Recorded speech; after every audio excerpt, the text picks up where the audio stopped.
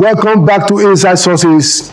Today, as we continue our conversation on the future of our great country, I have with me a leading religious leader who is going to be exploring the future of our country along those lines, along the lines of religious tolerance and coming together. I'd like to welcome to Inside Sources the Chief National Imam of AL-HABIBIYYAH, and also the Executive Director of the Islamic Society, who was also a former National Commissioner of the National Hajj Commission.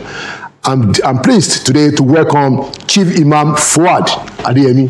Thank you, Imam. Welcome to Inside Sources. Welcome. Thank you so much, sir. Well done for the good work we are doing. Thank you. Thank you so much. Yes. Thank you so much. So it's a conversation on the future of our country. As you know, of course, Nigeria is multi-religious, multi-ethnic, and we have all kinds of things, you know, that define our diversity. Yeah.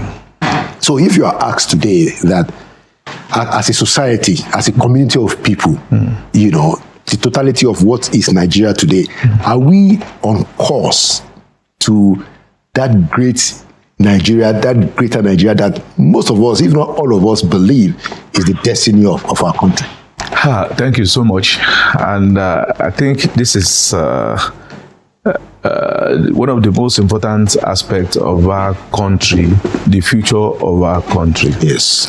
If you look at what is happening recently, how it is happening, and where we are supposed to be, yet we can say we are on course, but we are still far from where we are going to. But there is a Chinese adage that says that he who promised to fly and touch the sky and put a sheet of paper under his feet, he has started. So I think we have started something. If you look at the government presently, and I'm happy that things are hard for us. You know why? When things are hard, you tend to think out of the box to survive. Most of the time, if we think rightly, we will do things rightly because it is under pain that we need to do things better. Yeah. Everybody just wants to survive. So during the course of surviving, we might actually get to that promised land which we are going to. Okay, well, you know, I like those opening, but we've been on this business, Chief Imam, for over 60 years now. Yes. At times it seems as if we're running in circles. Well, I think the challenge which we have in this country is actually a challenge of leadership. And I can tell you, an average Nigerian is a good man. That's true. An average Nigerian is a genius. An average Nigerian wants a better thing for this country.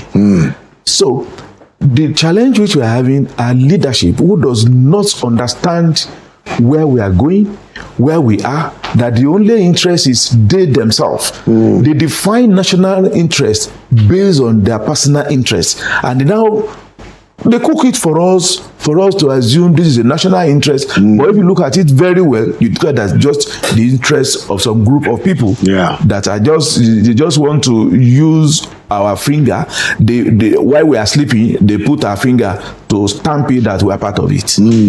Very important, profound point, and I agree with you entirely, you know, as to the challenge of leadership. Because if you look at what Nigerians are doing, you know, not just abroad, but even in the country, I mean, you see people making very huge strides, tremendous personal accomplishments. Let me pick it up from you from there. Yes. Let me take religious angle.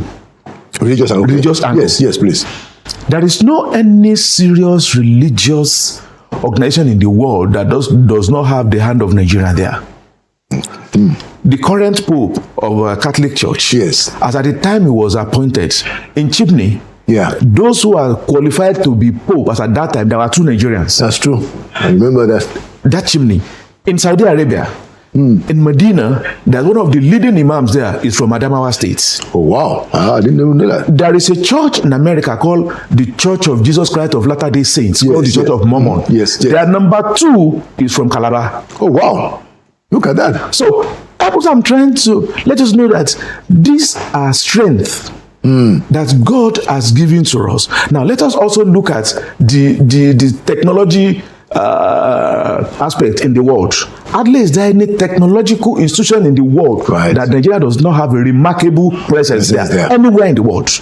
It's true. So can you now imagine, why is it that when Nigerians were out, we are model, we excel? What is the secret? The secret is that there is no facility that can contain them at home. And they have this God-given gift, so they just have to go to where they will exercise this gift that God has given to them. That's why you see the Nigerian police, by the time they go out, they become the best. They excel at the Nigerian army, by the time they go out, they become the best. Same set of people. The question now is, why is it that we are not doing well at home? The meaning is that we have leadership who does not understand the interest or the need of the people that can accommodate them in such a way that become useful for themselves and for the entire nation. Interesting. I agree with you, Chief Imam. And so in trying to understand how it is that our set of leadership, and when we're talking about leadership, we're not talking about the current leaders. No. We're talking about a cumulative, and at all segments. Yes, So I wanted to ask you, because you are a religious leader, one of the things that I also see that seems to, in terms of how we produce leaders, is that, these people also come among from us.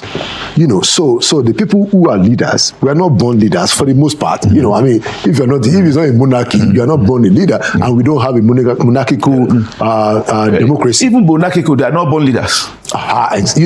Yes. They may be born into it. They are not born leaders. Yeah. But the issue here is this. You see, the evolution of leaders, that is what is giving us problem. How do we select selection of leaders? That is the problem of Nigeria, not those leaders themselves. Adibi, we have a good process of selecting leaders. Believe me, nobody will have beaten us. But we don't have any system of leadership selection or evolution. The only system we have is a deceitful system. And what do I mean by deceitful system? Right. Let's say 5 people are contesting for, let's say, for argument position of a chairman of a local government. Right. There's one of them that can do excellently well. Instead of us to consider that, the assumed power that be, they say, this one, if he's there, will not listen to us. They remove him. This one has his own sense of his own. They cut him away. They remove him. This one, at the time he was against us, they remove him.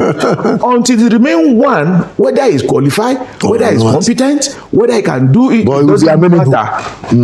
That he has evolved as the so-called preferred leader. And the reason is because the system that produces, so such a leader, what do you expect from him? Nothing. In fact, it's going to be -0. Yeah. That is what you get from the onset, because of the way he got to that position. So that is the challenge which we are facing. Even, do you know, it's not, when I say religious leader, it involves the churches, the mosque, the organizations, the government, the same system. Yeah, exactly. That's why it's sector-wide. So, because nobody is becoming a role model in the way this thing has to be done, and that's why everybody believes that is the right thing. If you're in the mosque, somebody will say, okay, somebody will be in charge because he's close to the imam, he's close to the chairman. The same thing in the church. It is the pastor that brought him. His relatives to this. The same thing in government something. Yes, he's close to the DG. Yes, he's the minister's son. Yeah. That is the only thing which we get. Interesting. So in your own view, how do we change that? What has to happen? You see, many things has been happening. We have identified one in the area. Another greatest challenge we have is the problem of religion. You see, the politics and religion, unless we are deceiving ourselves, is extremely important in this country. True. When you are deceiving yourself, you think, hey, this is government, this is something. It's a lie. We all know it's a lie. Nigeria, we have a peculiarities that is just peculiar to us as a country. No any other country has it. So what do you? How do you define that? Do you mean in terms of? In terms of religious composition. Okay. In terms of ethnic composition. Okay. Yeah. And in terms of regional composition. Regional composition. Nigeria is very unique. We don't have two of Nigeria. So because of that uniqueness, we need to have a kind of unique system that will solve our problem. One of it, I always tell people, is to start from the religious houses. If, you see, first and foremost, we have to define who are the religious leaders. No, we don't have definition of who religious leader is in this country. You might not know. Somebody who will just have an Islamia where he's teaching his children, he has a mosque near it. When he says something, they say religious leader. Religious leader of who? By who? And what qualifies you as a religious leader? Somebody just have a small money, he established a church and he's talking. People say a Christian religious leader is talking. Who is he? Who is he leading? Who is he leading? We just have to first and foremost identify the meaning of religious leaders. But you do know, that the religion is also a factor of division. I mean, exactly. That leadership views at times. They do. I'm sorry. I don't want to say whether they do it deliberately. They don't want us to be united because there is nothing. I have a television program where if you listen to it, at the end of the day, you will be forced or you will accept that why are we actually quarreling with ourselves? You discover that a Muslim is saying something, a Christian is saying something. You would think the Muslim is peeping from the Bible, and you think the Christian is peeping from the Quran. Because Ibrahim in Quran is Abraham in the Bible. So by the time you now see it, you now discover that we don't have any reason to be against ourselves. But it was, for example, look at the issue of Boko Haram. Boko Haram was designed in such a way that we were actually fighting ourselves. The Muslims is saying it is the Christian. The Christians are saying they want to eliminate Muslim. The Christians are saying they want to eliminate Christian. For Allah's sake, how can any sane human being think like that?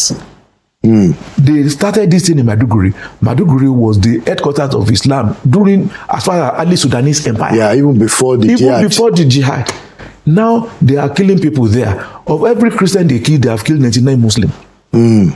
And the media now hype it as if when they kill a Christian, they burn a church, as if they are killing Christian in Maiduguri. They are burning a church. Then the Christian in the south, they will say, this Muslim self, they hate Christian. They don't want Muslims. So at the end of the day, they cycle to the level that we now become enemy to ourselves. The Christian believe that they were killing Christians in the north just like that. The truth of the matter is that I see your point that yes, Boko Haram is not, they were discriminatory, but there were times when they picked their victim also, and I guess it's part of their own strategy to cause confusion. Because there are times that they pick a Christian and say that we are killing you because you are a Christian. And people are listening, the family is listening, and they go and say that when they killed him, this was what they said. Now let me give you, now it's a journalist who was going in the midst of these criminals. Yes. And he's a Christian. They ask him, are you a Muslim or a Christian? He said, I'm a Muslim. They said, you're a Muslim. Then I don't know you're a Muslim. He said, because I'm a Muslim. They said, okay, pass. Then the wife now asked him, he said, why did you tell lie? He said, I know any good Muslim will not kill, that they are not Muslims. They are just criminals using Islam to destroy us. And the man was a Christian. So the issue is, let me put it, it's one of their strategy to make sure that we are not united, we are not be able to see correctly, so that we'll be able to know what our problems are and to solve those problems collectively. So when a Christian is thinking separately, we'll never get a solution. True. Very, very important point. But I also wanted to ask you, as a religious leader, a chief imam, that what do you think about our values as a people? I think that we are suffering also from a decline of moral values. Yes. We see a lot of ostentation. Yes. People come to this into the common place. They showcase all kinds of successes, essentially material, and for a lot of the times, nobody is questioning. Let us look at it holistically. At what point did religious become that kind of a thing? You should ask ourselves that question first. Now, when did it happen? When did it happen? If you are following it, it started after 1976, the Udoji reform. That is when religion now become... the Udoji Award. The Udoji Award. That's when religion now becomes enterprise. Because they discover, one, you need money from Udoji. you need to get to people in government so that you have access to that money. So anybody who cannot get work will just come one day, is an imam in one small something with Bible regard and say, is this? So everybody want to listen. They want to control the thinking of those who are in power, in both religion, Christian and the Muslim. Everybody wants to, you want to compete with those that are doing business. So at the end of the day, everything about God is removed from religious houses. So the religion is now become a center of enterprise where the only language they understand is money and power. So that is why I say we have not been able to define who religious leaders are. If we are able to do that, we'll be able to remove those kind of things from us. And that is why you now see the Muslims and the Christians, we began to compete unnecessarily. If a Muslim take 1 cup, most Christian must take 1 cup. If Christian take 2 cups, Muslim must take 2 cups. If Muslim is praying here, Christian must pray in there. Why don't we? Because we have seen that it is about influence now. It's not about worshiping God. Interesting point. But I also wanted to address the sermons that we preach in churches and mosques. You see the same thing. We don't question those moral decline. Even the one that is preaching wants to compete with the one that you think you should preach against. Let me give you an instance. We have a program where we are training imams on anti-corruption. Okay. That imams should speak against corruption. Okay. We did it for 6 years in about 8 states of Nigeria. Now, when we finished the first 3 years, the imam now came to us and said, Imam, now you said we should be preaching against corruption. The people you asked us to be preaching against, they are the one giving us money to survive. How do we survive now? Wow. God help us. We have to introduce another set of training called Eat Halal. That Eat Halal. What does it mean? The first one is Eat Fine. The second one is Eat Halal. Eat Fine means encouraging accountability and transparency through faith-based intervention. Okay. That is Eat Fine. Eat Fine. Eat Fine. So we finished that one. It worked. It succeeded. But it was almost crumbling when we were told we don't have any food again at home. So we have to introduce Eat Halal. Which is we now train the imams on how to make money. We liaise with so many organizations that can help them to have something doing. We introduce them to cooperatives so that they can not have money, so that they will not depend on their congregants. Yeah. And with gratitude to God, I can say with pride, some of our imams now, they might not be rich, but they are comfortable without begging anybody to survive. It's interesting. Very, very, very important thing. But you have to do that on a national scale. That is what I'm also telling you. You see, life becomes much easier when there is no problem. It's just for you to eat, to little things that you need in life, necessities of life, and government is there doing its own thing. You discover everything will be all right. But that necessity of things, because the necessity of life has been removed tactically by poverty, by bad governance, by corruption, by so many things. So that everybody is now fighting tooth and nails, either legally or illegally, or anywhere that your brain can guide you, you want to make it. Interesting. And I'm grateful that you raised the issue of poverty, because that is also something that the good books, the Bible and the Quran talks a lot about. Yes. How we should take care of poor people. As a matter of fact, in the Bible it says that you're going to always have poor people around you. You are going to that there will always be poor people around, and it speaks a lot about how you have to give alms and do a lot of charity. As a matter of fact, in the Bible, it says that the reason why you have excess, the reason why God blesses you to have excess is because of other people. Exactly. Now, so and I'm sure that it's the same thing. Now, but my question is, look at the level of poverty that is in this country, Chief Imam. It is astonishing. How and many of us who are, by the grace of God, that God has blessed us, we have quite a bit of it's getting to the point when, if we are not careful, once they see that you are looking good, you have a nice dress on top. It's almost getting there. They It's will almost getting think there. that you are actually the cause. You know, as religious leaders, what do you think about this? What's your perspective on that kind of a problem? You see, I keep quiet. In our organization, we just started a massive program on anti-poverty. Massive. Do you understand what I call massive? All religion preaches charity, encourages charity, Yes. promotes charity, Right. and the importance of charity in our life. But one, is that charity enough? The one we are doing now, even those who are doing it, are they doing it rightly? For example, in Islam, I know the Bible has it tithe, Yes. and we have zakat, but there are a bit of difference between the Bible tithe and the Quranic zakat. Zakat is meant to develop poor people. I don't know whether Bible also, but it's not to develop the religious leaders. In fact, it's not even to develop the religious houses. It's to develop the religious people. Yeah, a lot of the givings in the Bible too is also meant. Yeah, well, okay. I mean, the clergy has to be taken care of, but there's a lot of the emphasis in the Bible is also about helping. For the poor. Yes. We just and the widows even, you know. Yeah. we just introduced a program now we call the Wakaf. That's what we call Wakf, is an endowment. The meaning of Wakf means endowment. Okay.